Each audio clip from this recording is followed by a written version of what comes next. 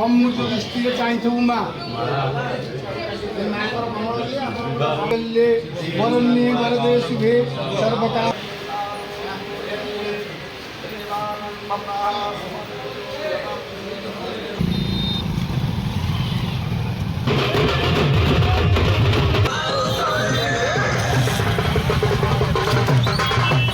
काकटपुर विधानसभा आसन पर आज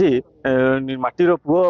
विजु जनता दलर प्रार्थी श्री तुषारकांति बेहेरा आज निज गाँव ग्रामदेवती दर्शन कर पुरी अभिमुखे बाहरी तेज आम सहित श्री तुषारकांति बेहेरा अच्छा प्रतिक्रिया नहीं आज्ञा आज माँ को दर्शन कर पुरी अभिमुखे बाहरी कौन कहे आज आमर बालडिया ग्रामर ग्रामदेवती पाखे पूजा कर शुभ मना आसी बाहर नामांकन पत्र दाखल करने आमर ए समस्ते काकटपुर विजु जनता दल कार्यालय पाखे समस्ते उपस्थित हे आम प्रभात पुरुष स्वर्गत विजु बाबूर प्रतिमूर्ति माल्यार्पण कर माँ मंगला पीठे माँ का दर्शन नहीं आम पुरी अभिमुखे बाहर निहत भाव में हजार हजार समर्थक को साथी नहीं जब पुरी अभिमुखे बाहरी आज एक विशाल शोभा यात्रा आज सामिल हेबे माँ मंगला को दर्शन करेंगे पुरी अभिमुखे बाहरिक आज नामांकन पत्र दाखल करेंगे आपड़ से सीधा सड़क दृश्य देखिपे नगर बालडिया गाँव जी कि विजु जनता दल प्रार्थी श्री तुषारकांति बेहेरा मान्यवर मुख्यमंत्री पुनर्बार प्रार्थी करछंती आज्ञा कौन कहिबे आज भोटर को आज कौन बार्ता देवे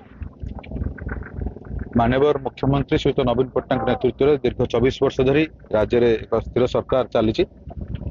आपन देखुथिबे विगत 5 वर्ष विशेष भाव में जलसेचन हो पानी जल जोगाण हो शिक्षा स्वास्थ्य गमनागमन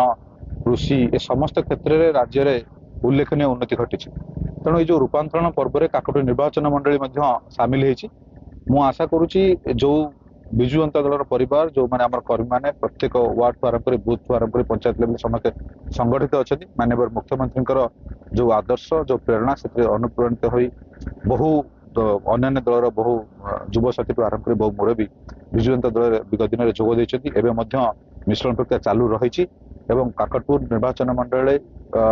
विगत 50 वर्ष धरी आप देखिए अण कांग्रेस राजनीति गोटे गढ़ भाव में पूर्वतन मंत्री सुरेंद्रनाथ नायक नेतृत्व में रही आगामी दिन में विजु जनता दल विपुल परिमाण विजय लाभ कर आशा कर निहत भाव में विपुल परिमाण में विजु जनता दल विजय लाभ कर जो प्रार्थी अच्छा श्री तुषारकांति बेहेरा आशा प्रकट कर काकटपुर नगर मानस खंडवाल नंदीघोष टीवी।